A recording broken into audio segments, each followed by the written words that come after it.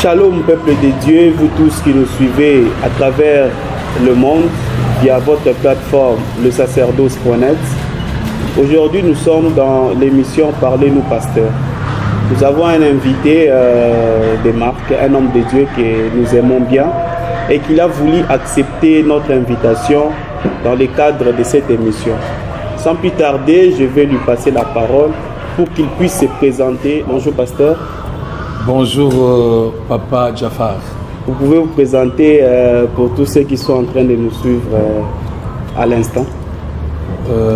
Je suis le pasteur, esclave de Jésus-Christ bien sûr, prédicateur et en même temps chanteur et guitariste.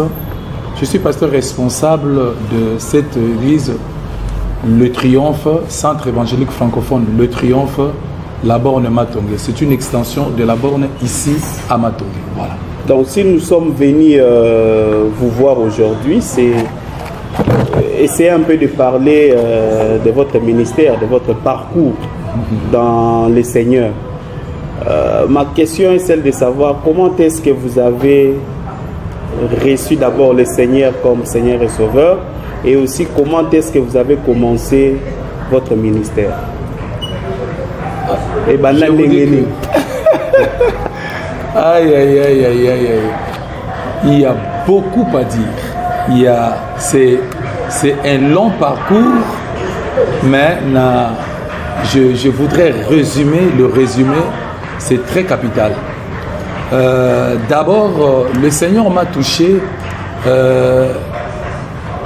quand Billy Graham, un jour, je crois les années, juste à la fin de l'année 89, mais avant cela déjà, on allait dans des groupes de prière. Avant cela, on allait dans des groupes de prière, là où on prêchait aussi la vraie parole. Jean-Louis Jaïe venait, que ce soit à Gombe, que ce soit...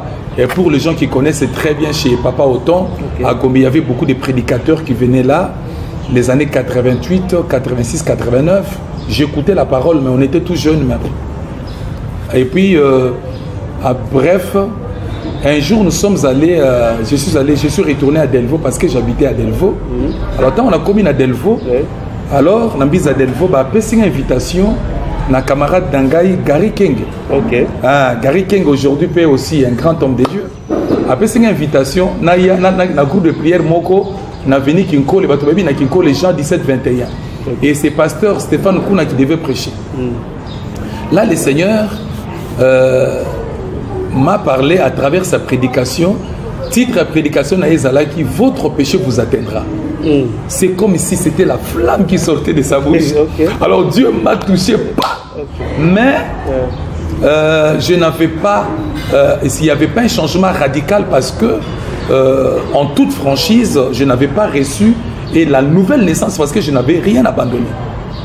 Mais mon cœur était brûlé, j'étais touché. Et la nuit, le deuxième événement, c'était quand Billy Graham prêchait la croix de Jésus peut te sauver aujourd'hui. Et là, il y a une occasion, il y a Bazola qui a prédication à Billy Graham la télévision.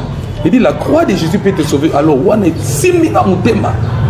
Alors, quand on a commis na Delvaux, mon ami Gary qui m'a invité, c'est à Linga qui pas prêché dans le groupe de prière Moro Lissousou.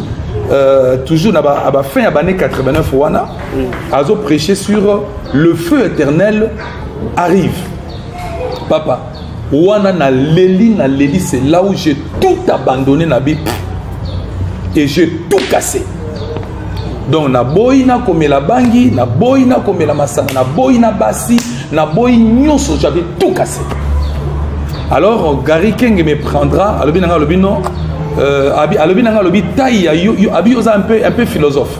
Tu réfléchis trop, tu es un homme qui aime makambe belé belé. C'est comme ça que Ameminga na la borne. Et puis Kuna pasteur Vernon m'a adopté comme son fils.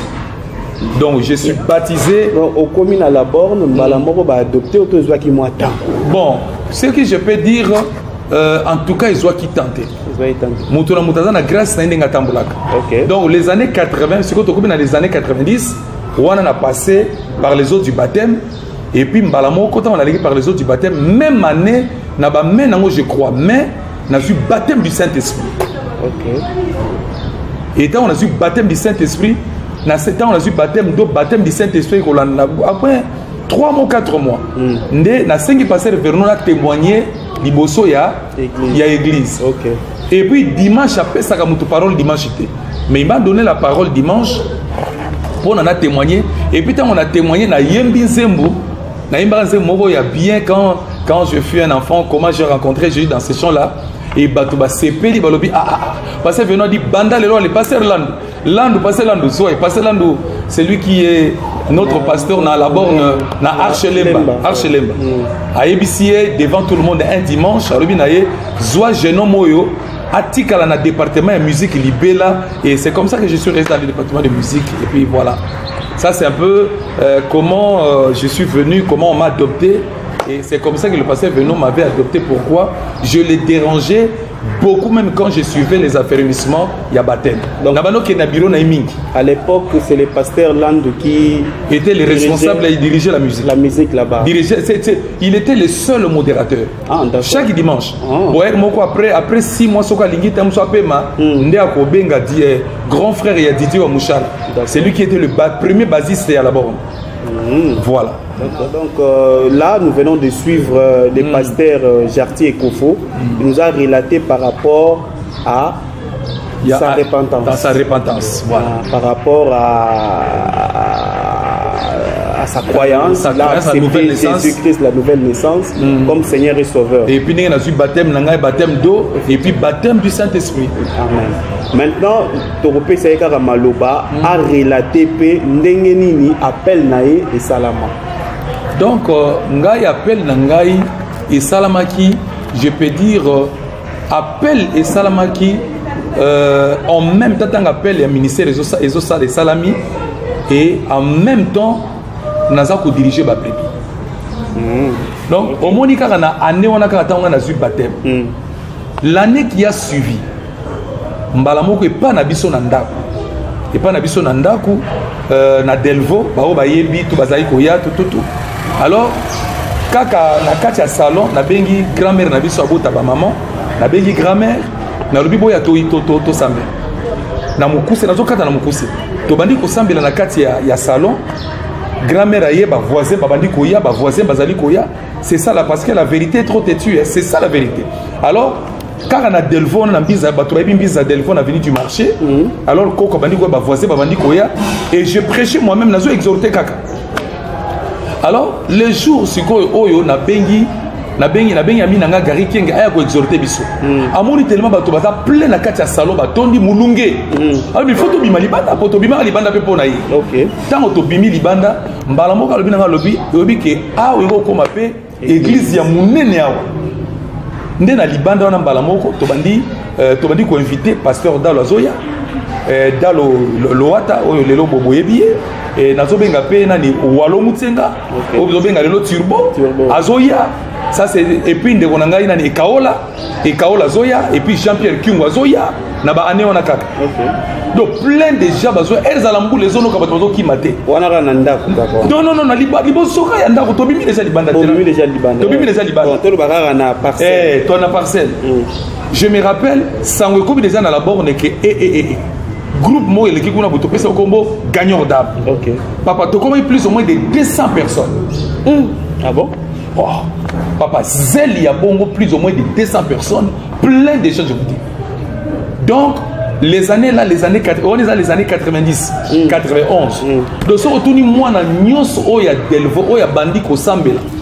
De ce mutayebi gagnant d'âme c'est-à-dire que aye na ba année 2000 donc abotami tam sou mikolo. OK. Donc tous les serviteurs de Dieu bah yebi tout gagnant d'âme. Parce que tous les grands prédicateurs venaient là. D'accord. Siko yo ça me comme dans la borne. Alors tant que comme dans la borne baso benganga berger à berger.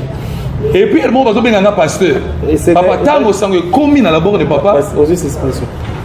Suspension te menace blâme ya ba gangelanga balobi mais papa yo yebi pastoral. makambo nazolo bo bampaka nyonso papa pasteur bomboko ayebi yango nani ki papa pasteur Lufika poza laborne Bazangu papa na eron nazalaki responsable de communication chrétienne. J'étais tout jeune mais nazo diriger déjà bato papa basilikelanga ya na comment lokola sosa ko elimai babi mais yo za mwana muke yo ibi souffrance ya pastorale. Tu n'as ni formation ni témoignage solide. Papa balobi banda lelo yeba ko oza ni pasteur oza ni berger. Et puis bon prier même un peu dimanche. Papa nazwa blâme ya kosakana te même pasteur là ndo yebi likambo. OK. Nde sikoyo pasteur Vernon m'a appelé alobi moi je voudrais vous écouter. Les gens me parlent de votre zèle et vous prêchez bien mais ngana ina yokayo. Et une des premières fois, pasteur Vernon m'a donné la parole pour prêcher un vendredi. Et puis il m'a appelé dans son bureau. C'était comme ça. Et que le pasteur Vernon m'a dit, lui-même il m'a dit que je sens dans mon cœur et que Dieu t'a appelé au ministère. Okay.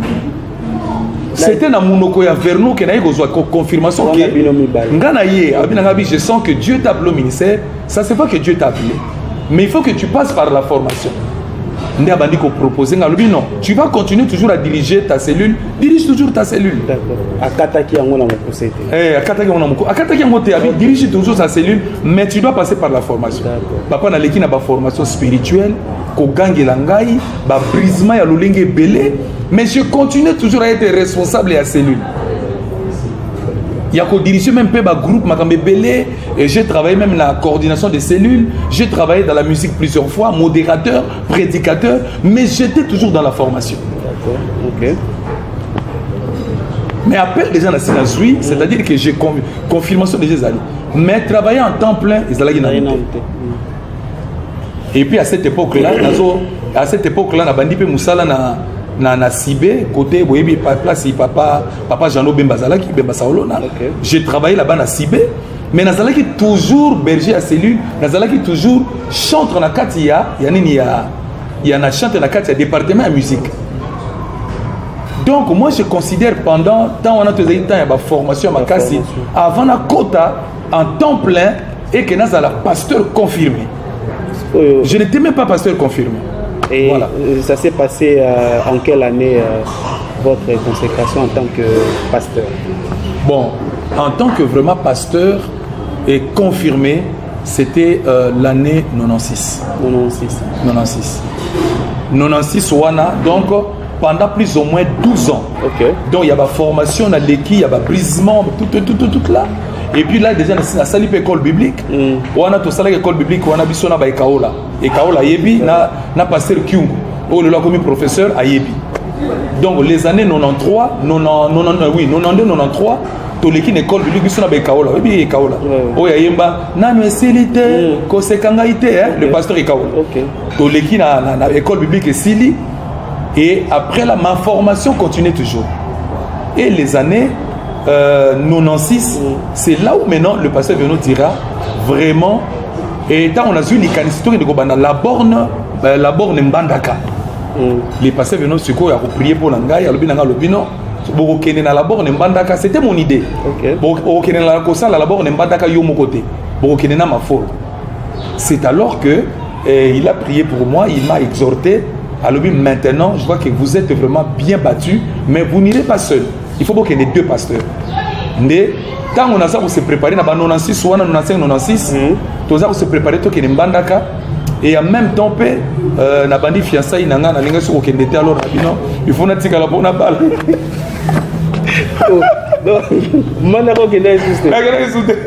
Alors, pasteur Benabino, et si c'est comme ça, alors tu remplacer Lumande. Lumande, c'est pasteur, il y a là-bas, on est Paris. Et de extension, il y a parole de salut na Paris. Et donc, il y a un responsable à le Bazui Lumande, Bazui pasteur, il y a ce qu'on a Bujumbura ou Nani Nati, Abandaki paye la borne Bukavu. Non, Abandaki paye la borne, Azaki paye la borne Bukavu. Ndé, à l'Ebangona Lumande Bakei, à l'Ebabali paye l'école Kuna, tout là, et toute l'église a soutenu qui peut bango et a prié pour là-bas. Et c'est quoi, tant que yo tikali. Aujourd'hui fiancé na yo, Bali. Un palier. Au tikali na la borne. Oui. Na tikali na la borne, mais nazalaki ko kende ba mission au pasteur Vernon Zotinda biso. D'accord. Donc, église et son billet, et son mignon surtout, ok, mission. Par exemple, tant on par exemple, c'est tant on na 2001. 2001, non, 2099, après mariage Nangai, pasteur Vernon Lobby, il nous faut au sala, na moni ba papier na yo au sala école biblique. Mais na lingi on m'a dit ça niveau na yo, au sala formation na yo, il y a théologique. On a fait la formation théologique pendant 4 ans. Au place il va passer Sembe Bakendeki, va passer Lando Bakendeki. À l'obi na lingo qui déplace, nous souhaitons que les gars gagner place va bande qu'on a vu na bino Bakendeki. Biso zaki tozaki deuxième promotion ba oui bani na Kinshasa. D'accord. Hein donc tokei na Lomé pour na kosala formation na biso théologique et puis tant tozo kende a wasiko na kati ya nani ya Kinshasa passer Vernon bazo tungise balobi mais il faut kuna cellule moko bandi na bandundu lokwa cellule on bandi na bandundu il faut bazo senga kuna pasteur moko ya amema cellule na niveau ya église pasteur Vernon bisibanga lobino en tout cas moi je sais nani na kotinde na bino à cette époque là c'est le pasteur Dalo qui était assistant pasteur Vernon. Okay. Bref na tant que ceci formation na 2004 ndé officiellement na mwana na ngai na madame ba ikotinda biso to kei sikoyo ko implanter la borne Bandundu. Voilà. Mais na ipse pasteur Vernon na quelle borne Bandundu mais na zana vision na ngai il y a la borne Matonge. Ça je lui avais dit ça mais obéis d'abord, il faut y aller. D'accord. En parlant toujours na vision on a la borne Matonge. Pour comme les lots centre évangélique francophone les triomphes. Et c'est quand émission à les triomphes et banda ndengene. Voilà. Donc le triomphe normalement est bandi dans salon et pas dans nanda. OK. Donc ils allaient eloko balobaka avant eloko esalama ezalaka ba idée ezalaka ba prière. Tout ça les prières au moins il y a 2 ans chez moi à la maison. D'autant que outil Bandunduville na 2006. Na quand tu m'as lobaté pasteur, ba prière et bandaki avant oyeb sa pasteur Vernon que osana idée à la borne Matonge tout après. Non. Idée d'abord to bandi ba prière. To bandi d'abord ba prière. On était avec Jean Koza, Toutaki na Ekoto, Aoutaki Bandunduville, Azaki na la borne Bandunduville. Coïncidence, il s'est retrouvé ici à Kinshasa. Et avec mon épouse et puis avec un frère, Toyaka na même awana nani ki John Mwaka. John Mwaka je peux dire même parmi les premiers modérateurs, il y a la borne Gombe. Donc c'est un jeune frère, Aza Siko na Djobour. Donc Aza comme pasteur Kuna. Yende siko na salon nangai to bandi ba prière tant to zui idée ya koya ko banda la borne Matonge. Wana baneni. Wana na fin 2006. Fin 2006. Okay. Donc fin 2006 na depuis à 2007 ndé to bandi pe tozo continuer ko bandi ko ba prière toujours. Tozo continuer ba prière. To lobita la likanisi na zana tozo sala ba prière plus ou moins 1 année et demie. Tozo sala ba prière na salon nangai jusqu'à ce que to komi siko na moment moko o esengela kike naya kosala quand même babenga nini on dit quoi cartographie à Matonge ndé na ye na avenue Chikapa awa na ye na avenue Chikapa po na yaka pe na bomona awa na tikanga bino comme maintenant ça na ba cousine nanga bazalaka awa na lobina yawa po na natala inspection na inspecter un peu muke Matonge commande nini et commande nini ndé ba yambinga na ba membre famille nanga bazalaki na Chikapa wana ndé aller na prier pour na bango après aller na bandi ko gagner ba tout ce que je vous dis là nazana ngona ba papier on a pu essayer passer Vernon à signer lobby continuer le travail. D'accord. Donc on a gagné ba na Vista.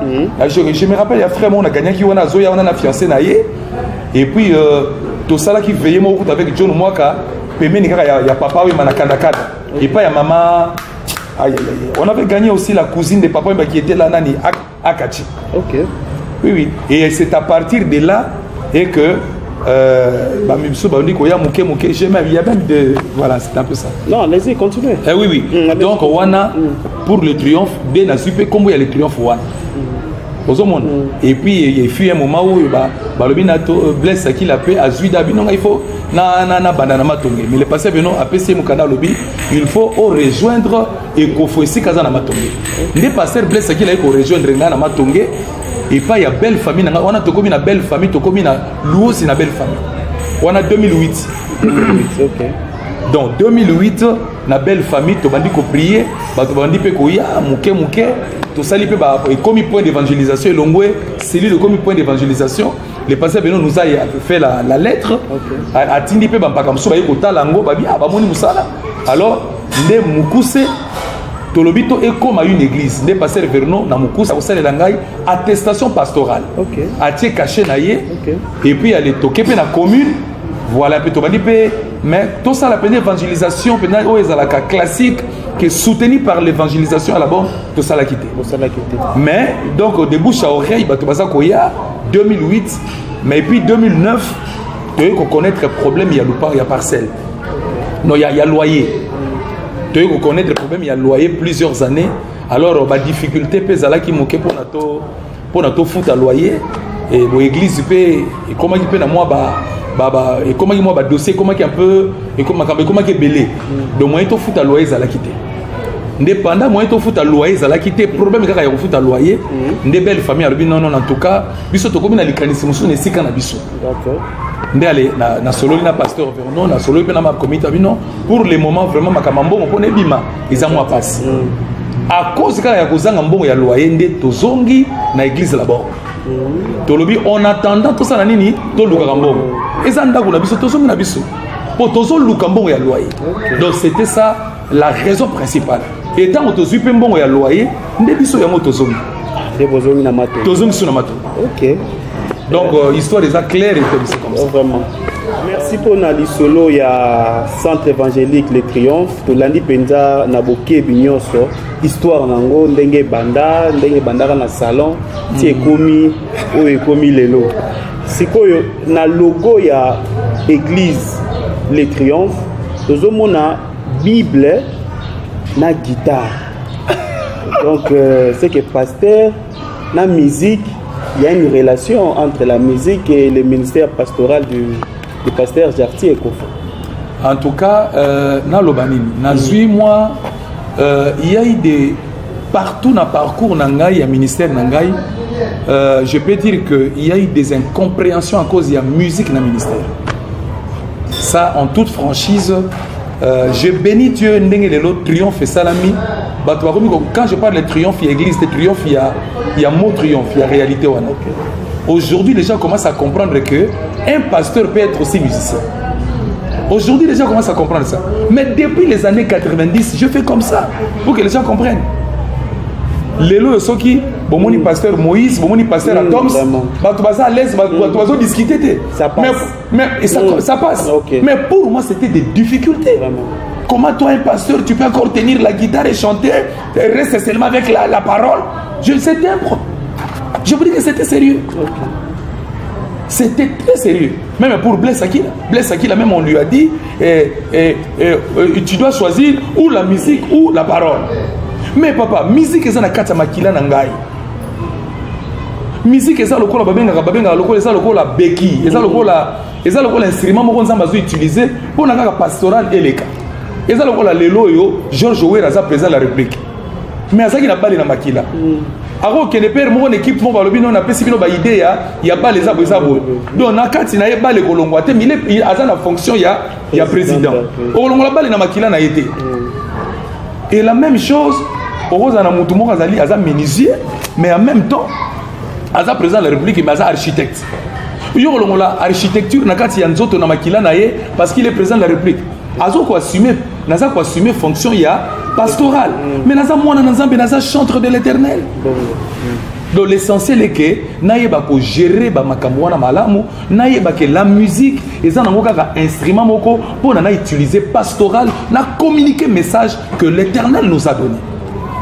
Je crois que c'est clair. Ouais, donc, et donc il y a un moment où il y a un cool mato, puis il y a un rhino, un orchestre rhino. Oui, et puis on va en revenir. D'ailleurs, nalinga ki obeta moi lisolo mukie par rapport carrière musicale na yo. Hein, la carrière musicale, comment est-ce que au Banda, comment est-ce que ça s'est passé? Parce qu'au Banda Pekaka dans le monde comme on l'a dit, et puis ou bien au Banda on est dans les seigneurs, c'est comment ça? Non, moi je n'ai pas commencé la musique d'abord dans les seigneurs, dans le monde, non. Donc je pourrais dire à l'âge déjà de 4 ans, de 5 ans, j'ai chanté beaucoup. Et ça c'est un autre témoignage. Moi j'ai connu mes parents à l'âge de 10 ans. Ok. Grand frère Nangaï, Naya José, na petite sœur Nangaï. Alors cette blessure-là, il y a quoi baba parents à l'âge de 10 ans, parce que j'appelais ma tante maman, j'appelais son mari papa. Na yolo, ma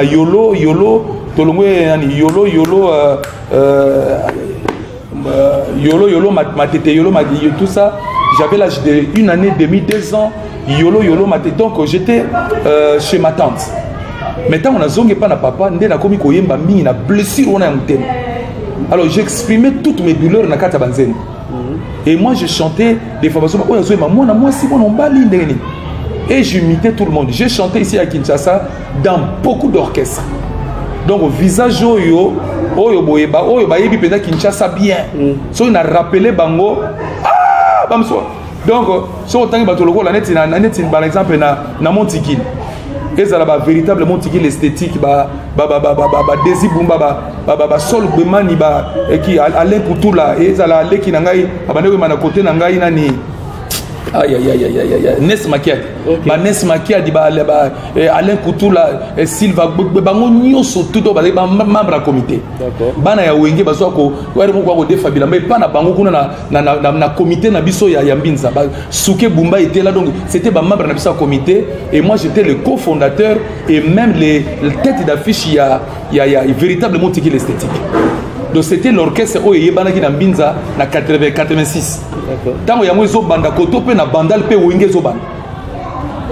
Donc c'était comme ça. Okay. Mais en même temps si ko yo na mo poussé et pas na biso na ndako cofondateur ya Zaiko Langalanga o babengi Manoa Kouako habité derrière chez nous à la maison. Donc tant on a zo yemba ya zo yoka. Abi moi no zo yemba na j'avais 12 ans, 13 ans, je ne sais plus. Donc moi na moké. Donc je crois qu'à l'âge de 15 ans même na Kenaya qui même pas voloko. Na pas voloko ah wangana diki atikali dikali bia binozo wana lukendo loko sala te examen d'état ozo yoza no mwana mukezo ngana la musique soit examen d'état. Donc il faut le cas bimananda on a son abonné ça abi me petit azala ki azawa donc na sina kenda do ba linga kinga mi na sala ki pe test pe pa ya kester pas zwa kinga pe na Victoria. OK. Mais après erreur na zuna l'examen d'état te baso bengana nga babi oza mwana mukekene na. Oui okay. Mais j'ai chanté très bien. Et jusqu'à ce que on a eu l'examen d'état, Manoa qu'on m'avait adopté à on a Grand Zaïko et tant le Grand Zaïko et que poto na tikali 88 89 ndena eko bongo la mutema et mbala mo na bandi ko yembe la Nzambe avec Rino Vumbi. OK. Et d'ailleurs na zo banzemba kimongo mina et pas Rino Vumbi na batango ya ba que ton sein qui respire glorifie l'Éternel, glorifions l'Éternel. Partout Seigneur, tout ça avec ton tout beta ba concert nango ngana besoin ko yemba mingi banzema kimongo ba série mo pe na zo ya susute nde place irina lobi non jartia zo ya te metu lokana nga ko yemba banzema ngwa kimongo malamu. OK. Nde ba bino bon non toza na petit mo boye azala na petel to ndo luka ko moni Thomas Lokofi. OK. C'est comme ça que ba luka Thomas Lokofi parce que moi je n'étais plus là. D'accord. Voilà un peu ça, c'est ça un peu l'histoire. D'accord. Bon, merci pasteur pour moi parcours tu relater les biso par rapport à musique hein ndengo banda on a mokili titango bongoli motema lelo komi chantre de l'Éternel. Motuna nanga ezali est-ce que vous avez une anecdote moko boye to li solo témoignage moko boye oyo ezana kati na motema na yo olingi sikoyo lelo à travers caméra na biso mokili mobimba eyeba yango histoire moko boye c'est qui sarangai en tout cas na parcours nanga ba oyo ba bi visage oyo ba ezala ba matu Samuel ezala ba emeka no tout et soko tuni bango ba bi ke muto yo azato ba no mona yebwe mais azaker moko na kena no makakote ya parce que je me souviens moko emeka no so bananga bi mais ya jarti to luka ko na studio moko no na kena no côté mais pesa ka biso pe moi terre mo boy tout ça moko donc na sana ba masolo eza belé na ba parcours na ngai mais lisolo moko ka boyena sabe mula je crois il y a des gens qui connaissent ces chants dans les cieux sur la terre tout lui est soumis à jamais à notre Dieu dans les cieux sur la terre tout lui est soumis à jamais. Jésus libère, Jésus guérit. Bon, on est couplé dans la salle. Le nzembo yo, tozo bongisa yango na chambre ya ndekonangaza siko aux États-Unis sabe mula. Donc tozo bongisa yango na chambre likolo mbe tourner tozo bongisa nzembo. OK. To bongisi. Ba wa bazana époque on a good news, ils peuvent se rappeler. To bongisi nzembo tina ba couplé langa to bongisi. Mais jour où esengeli ngana tia voix na sango malamu ba sango malamu bazali na ba mboya minene ba obebi Jimmy Sawaski ba to bakenda kuna to bayebi ba mboya minene ba mso te malamu. Alors sikoyo ngana nabi na sabe na koya so na sisi modération na la borne ngana koya ba to so bazali na dia depuis ba 16h il y avait 17h pour bazaki mixage ya suka. D'accord. Parce que ba sabe bengaki na nzembo bengaki ba grand chanteur nyonso o ba yebani même qui il y a des bons, les noms m'échappent. D'accord. Alors, même Blaise Sakila aussi a bien rappelé à Ewoyen. D'accord. Mais Blaise Sakila a pas attaqué. So, tant qu'on a yé, or les alaki prise yasuka, il y a mixage yasuka. Donc, il y a ça foutu que les gens bon que mixage yasuka, j'ai tia voix, basa la mixage yasuka, nzembe bim. OK. So, on a zo yanga mutasuka na papa na outil modération à la borne à 20h. Na moni bamboa ba telema ya mine ne papa. OK. Papa ozo ningo ko to bona bamboa ba otaloka. Papa, muteme bandi ko lenga, na ko kota ndenge. So ba sentinelle nazo sala ba sentinelle ici tant nazo sala ba sentinelle ici non on dirait ba mboa balinga balanga papa et betela ngana beta ba tourati 21h 22h ngabit papa ba reçoit nga vie na ngebe ba rapona kana tia vo na nzembo nazo papa tant on azongi comme ezalaka c'était un vendredi dimanche papa to côté de dimanche na tongo oyebike saba no biozo sala fier na voix na yo fanda to bengo soute ngabi ah papa est-ce que na kolo bate to zeli ko to lembi papa car la carte à culte après culte parce que vraiment si côté à tout cabona on a expliqué pété n'a pas expliqué yango après. OK. Donc voilà les chants au sala ngonga pena enfin mais j'ai commencé à chanter ça dans des concerts à tout moment mais donc voilà parce que OK. Ça c'est que je pense à ça beaucoup vraiment. Bon, to comme na suka ya émission ya mokolo ya lelo na éviter moi le basuka ezali pas ezali le basuka teza peut-être je pourrais dire pour émission à lelo je pourrais dire c'est même deux petits mots na lingo loba na moni esaleli ya nzambe lelo na kati ya Kinshasa même na ba ministère lelo eza différent na ndenge biso tango to bandaki parce que lelo ozomona comme disait le pasteur Vernon mutu soka za na jupe ya munene azomona j'ai reçu mon ministère. On a pris cet exemple. Si on a dit que alors j'ai reçu mon ministère. À notre époque, papa, tant que tu as des côtés, na ba bus, na ba wenze, na ba nini, tant que tu as na nzambe, na bo mwana, tant que tu as des papa. Ozo ba kutu te ko donc et l'on dit ba repé ça. Sur le plan papa, zelouana même na zo parler en général. Sur aucun église je ne vois pas ça vraiment. Il y a mis balai entre appel au ministère, na formation, na exécution au ministère, ils ont une étape très différente. Car attends, je suis baka et puis na mutu oyo azana discernement makasi o babengi. Même biso moto zana ba burubulu à cette époque-là. Na kati ya école biblique biso na ba ikaola to tia maboko na likolo to maboko na mutu to lobi makamuni to salaki o msuso. Makamuni to salaki avant-hier tout ça. Maintenant, papa, là, plus ou moins de 80% des serviteurs de Dieu à cette époque-là. Donc c'est pour dire que il y a souka sur ces alliés que ministère il y a musique. Mouto a bengami a musicien. Mais souka bengami na appel pastoral ou peut-être prophétique ou peut-être un bon apôtre. On ne peut pas dissocier ça. C'est à cet homme-là lui-même de bien gérer Et l'autre, il y a l'Oyembo naïe ministère naïe en tant que chantre de l'Éternel et puis en tant que ministère pastoral. Pour que ministère pastoral, ils ont un ministère moko, ils ont couvrir même musique. Musique n'est qu'un instrument. Oh, ils ont salé la yango pour véhiculer le message de Nzambe. Nous voici arrivés à la fin de notre émission, de cet entretien avec le pasteur Jarty Abraham Ekofo. Il est le pasteur responsable de l'église Centre évangélique francophone Le Triomphe, église qui se trouve sur l'avenue Mwanda numéro 42 dans la commune de Kalamu. Merci de nous avoir suivis. Nous vous donnons rendez-vous au prochain numéro avec un autre invité. Que Dieu vous bénisse. Merci. Merci beaucoup, merci. Que Dieu vous bénisse.